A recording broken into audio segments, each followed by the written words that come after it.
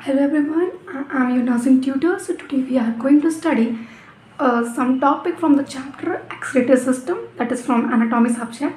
So today we are going to study the topic nephron. So firstly we will start with the anatomy of nephron, which means we are going to deal with the structure of the nephron. So as we know, nephron is the functional or structural unit of kidney. Nephron is the only unit of the kidney which helps in filtration of our bloods. So now we are going to start how this nephron structure is responsible for filtering the blood. So nephron structure is consist of Bowman capsule, proximal convoluted tubule, loop of Henle, distal convoluted tubule, and collecting duct. So what is this Bowman capsule, what is this PCT, LOH, DCT, and collecting duct? So we are going to study this one by one with the help of diagram. So see, this is our one structural unit of kidney, that is nephron. So nephron is consist of the Bowman capsule, as you can see, and inside the Bowman capsule there is a bunch of capillaries which is known as glomerulus, and then from the Bowman capsule an extension occur which is known as proximal convoluted tubule, and then it further is known as loop of Henle. Just because it is descending, it means it is going from higher to lower, that means it is descending, as we have studied in mathematics when we are so basic education, that ascending order, descending order. Ascending order means छोटे से बड़ा, descending order means बड़े से छोटा. So it coming from higher to lower, that's why it is known descending loop of Henle, and then it is loop of Henle, as we know, just together descending ascending form together, no loop of Henle, and then it moves to the upward, which means छोटे ही से बड़ा, then it is known as ascending loop of Henle, and then it is known as distal convoluted tubule, and then finally it get immersed get embedded and form collecting duct. So how does it work? Okay, see, Bowman capsule. Bowman capsule is nothing. Bowman capsule is Bowman capsule used to surround the glomerulus, a network of capillaries. As I already told you that glomerulus is nothing. It is just a bunch of capillaries, and that glomerulus is surrounded by Bowman capsule, as you can see in diagram. So that's what here is written. Surround the glomerulus, a network of capillaries, and this Bowman capsule helps in filtering blood to form glomerulus filtrate. So ये Bowman capsule में ही हमारे bloods का क्या होता है, filtration होता है, और जब फिल्ट्रेशन होता है तो क्या फॉर्म होता है, फिल्ट्रेट होता है. ठीक है, उसके बाद से हमारा जो फिल्ट्रेट होता है वो पास करता है प्रॉक्सिमल कॉन्वोल्यूटेड ट्यूब्यूल. प्रॉक्सिमल मतलब क्या होता है, पास. डिस्टल मतलब क्या होता है, दूर. तो प्रॉक्सिमल, ये इसे हम प्रॉक्सिमल कॉन्वोल्यूटेड ट्यूब्यूल क्यों बोल रहे हैं, क्योंकि हमारे Bowman कैप्सूल के पास है.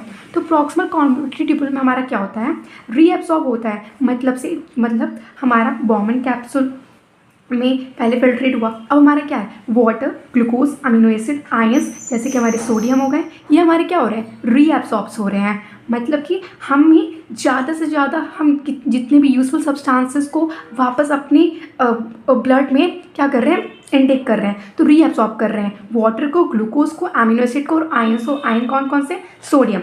हमारी ये इलेक्ट्रोलाइट बैलेंस में हेल्प करता है, क्योंकि सोडियम.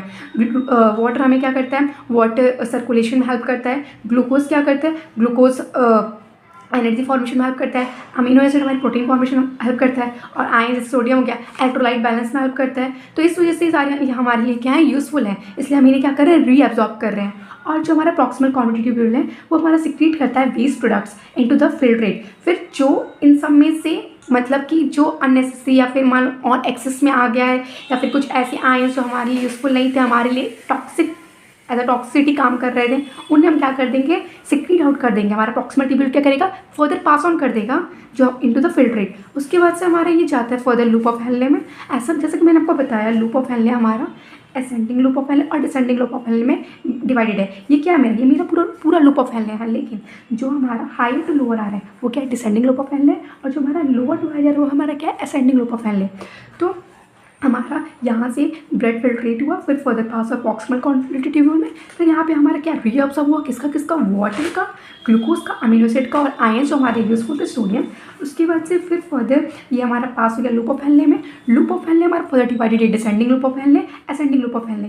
जो डिसेंडिंग लिम्ब है वो क्या करता है, हमारा रीअब्सॉर्ब करता है फिर से further water making filtrate concentrated, जिससे हमारा जो फिल्ट्रेट जो आगे पास ऑन होते जा रहा था, जो हमारा फर्दर चल के यूरिन फॉर्म करेगा वो क्या रहा और कंसनट्रेटेड होता रहा है। कंसनट्रेटेड क्यों होते जा रहा है, देखो मान लो ये ग्लास, इस ग्लास में हम पानी भरा हुआ है, ठीक है। अब इसमें हम चीनी डालें और एक ऐसा सेचुरेशन पॉइंट आ गया कि अब इससे ज़्यादा चीनी डालेंगे तो फिर पानी मतलब पानी की अमाउंट एज़ कम्पेयर टू चीनी ज़्यादा हो गई है।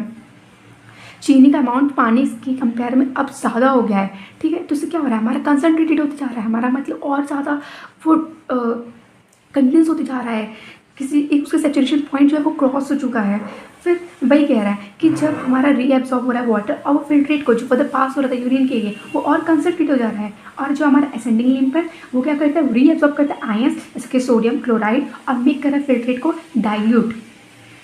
उसके बाद से फिर आते हैं distal converted tubule. Distal converted tubule क्या है, हमारा जो हमारा बॉमन कैप्सूल से डिस्टल है, फार अवे है, वो क्या करता है, वो फाइन ट्यूब है जो रीएब्सॉर्ब करता है किसको, आयंस को। उसके बाद से वो सिक्रीट करता है पोटेशियम और hydrogen ion for pH balance. हमें पता है हाइड्रोजन का रिलीज होना, गेन और लॉस, ये हमारा क्या करवाता है, पीएच को बैलेंस करता है।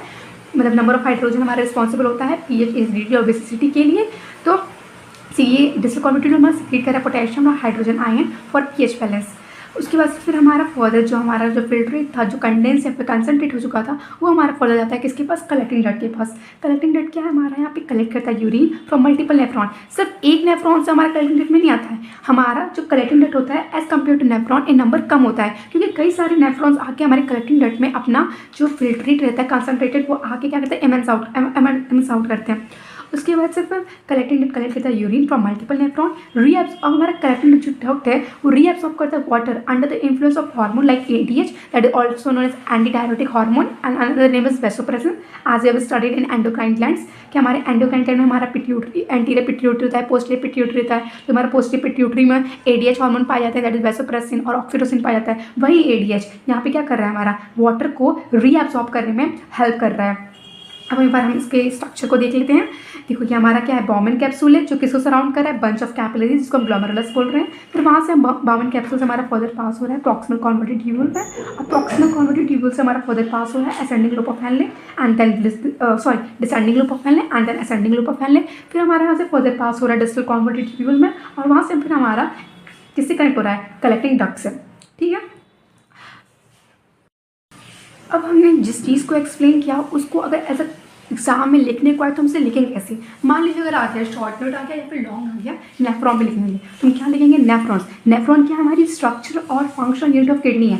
इस स्ट्रक्चर क्यों बोला गया, जैसे एक घर को हम लोग ईट ब्रिक्स जोड़ के बनाते हैं तो वो क्या फॉर्म कर रहा है, एक घर फॉर्म कर रहा है, एक स्ट्रक्चर फॉर्म कर रहा है। तो उसी तरह हमारा किडनी जो है वो किससे मिलकर बना हुआ है, स्ट्रक्चर यूनिट क्या है उसकी, नेफ्रॉन से। और कहीं ना कहीं जो हमारे किडनी, पूरी किडनी में कौन फंक्शनल है, मतलब किसका काम पड़ा है, कौन मेन रोल प्ले कर रहा है, कौन ब्लड को फिल्टर कर रहा है, तो हमारे क्या है वो नेफ्रॉन है। इसलिए हम नेफ्रॉन को स्ट्रक्चर और फंक्शन यूनिट कहते हैं किडनी का। हर किडनी कंटेन करती है over 1 million tiny structure called nephrons. हर kidney 1 million nephron approx contain करती है, और जो कि रिस्पॉन्सिबल होते हैं यूरिन की फॉर्मेशन के लिए। हम फर्दर नेक्स्ट क्लास में यूरिन फॉर्मेशन पढ़ेंगे। अब हम आते हैं उसके स्ट्रक्चर पर, ग्लोमेरुलस जो हमारा मेन स्ट्रक्चर है नेफ्रॉन का। ग्लोमेरुलस क्या है, कुछ नहीं, not of capillaries. Not of capillaries मतलब होता है बंच ऑफ कैपिलरीज। उसके बाद से हमारा रीनल टिब्यूल था जो another one of the main structure था in a nephron is the renal tubule.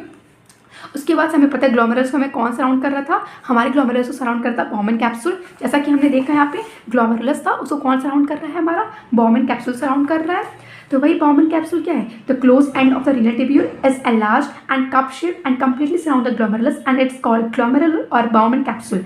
हम देख सकते हैं ये कप शेप स्ट्रक्चर है जो सराउंड कर रहा है किसको, bunch of capillaries, that is known as glomerulus को। और फिर उसके बाद आते हैं पोडोसाइट पे। पोडोसाइट क्या हमारा इनर लेयर है कैप्सूल का जो बना हुआ है किसका, highly modified octopus like cell जिसको पोडोसाइट कहते हैं। फिर आता है फूड प्रोसेस। वुड प्रोसेस क्या है? Podocytes have long branching process called would process. इसी पोडोसाइट का जो लार्ज लॉन्ग ब्रांचिंग प्रोसेस होता है उसको हम वुड प्रोसेस कहते हैं, जो क्या करता है? इंटरवाइन होता है एक दूसरे से और फॉर्म करता है क्या? ग्लोमेरुलस। अब हम आते हैं कलेक्टिंग डक्ट पे। As a tubule extend from the glomerulus capsule